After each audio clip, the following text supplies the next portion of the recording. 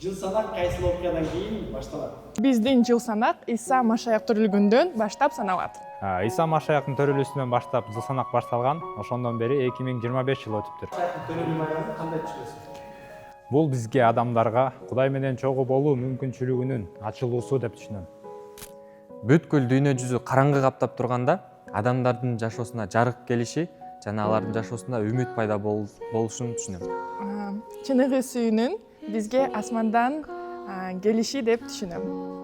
Кымбаттуу достор, биз жаңы жылдын алдында турабыз. Бирок бул кубанычтуу майрам жөн гана жаңы жыл жөнүндөгү майрам эмес. Бул майрам адамзатка куткаруучу төрөлгөнүн кабарлаган майрам. Анткени адамзатты күнөөдөн куткарыш үчүн ушул кубанычтуу майрамда Иса Машаяк адам болуп төрөлдү. Бул тууралуу кененирээк билгиңиз келсе, алдыдагы видеону толук көрүп коюңуз. Адамды жана обону өзүмдүн бейнем боюнча жараттым. Аларды түбөлүктүү сүйүү менен сүйдүм. Аларда мени сүйүүсүн кааладым. Ошондуктан тандоо эркиндигин бердим. Шайтандын азгырыгына кабылып, алар күнөөнү тандашты. Мага моюн сунушкан жок. Ошондо Эден багында биринчи жолу адамдын күнөөсү үчүн жаныбардын жазыксыз каны төгүлдү. Анын терисин кийим кылып, адамдын денесин жаптым. Ошентип, жер үстүндө эң биринчи өлүм болду. Ооба, адамдын күнөөсү үчүн төгүлгөн эң биринчи айыпсыз жан курмандыкка чалынды. Адам менен обо менин ыйык жайымдан куулуп чыгышты.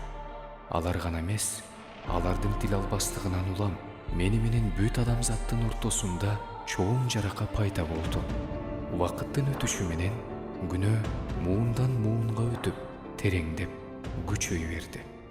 Жарака мени менен адамзатты бири-бирибизден алыстатты.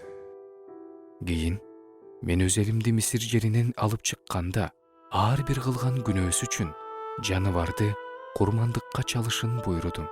Адамдар өздөрү жасаган мыйзамсыз иштеринин баасы канчалык жаман экенин түшүнүшүн кааладым. Айыпсыз жаныбарлардын каны адамдардын күнөөсүн жууп турган. Ошентсе да алардын күнөөсү токтогон жок. Эч нерсе адамдын баштапкы ыйыктыгын, Эйден багында жоготкон тазалыгын кайтара албады. Мал сарайда, малга чөп салчу акырда, эч күнөөсү жок. Адамдар үчүн келечекте курман боло турган, бул дүйнөнүн күнөөсүн көтөрө турган куткаруучу жатты. Менин жалгыз уулум бүткүл адамзаттын куткарылышы үчүн жиберилген. Ал силердин кеселдериңерди өз мойнуна алат. Ооруңарды алып кетет. Ал адилеттүү болуп туруп, силердин күнөөңөр үчүн жарадар болот. Адамзаттын мыйзамсыздыгы үчүн кыйналат. Бул дүйнөнүн жазасы анын мойнунда болот. Анын жарааты менен силер айыгасыңар. Ал айкашкан жыгачка кадалат, үчүнчү күнү тирилет. Анын өлүп тирилүүсү аркылуу ага ишенген ар бир адам күнөөнүн кишендеринен бошотулат. Менин кучагыма кайтып келет. Түбөлүктүү жайымда түбөлүккө мени менен бирге болушат. Ал эми ким ишенбесе, ал өз жазасын ый жана тиш кычыратуу боло турган жайда, жалындап от өчпөй турган жерде күнөөсүн өзү көтөрүүгө аргасыз болот. Чарчап чалыккандар, жана түйшүк тарткандар, баарыңар мага келгиле. Мен силерге тынчтык берем. Анткени мен бул дүйнөнү абдан сүйгөндүктөн өзүмдүн жалгыз уулумду бердим.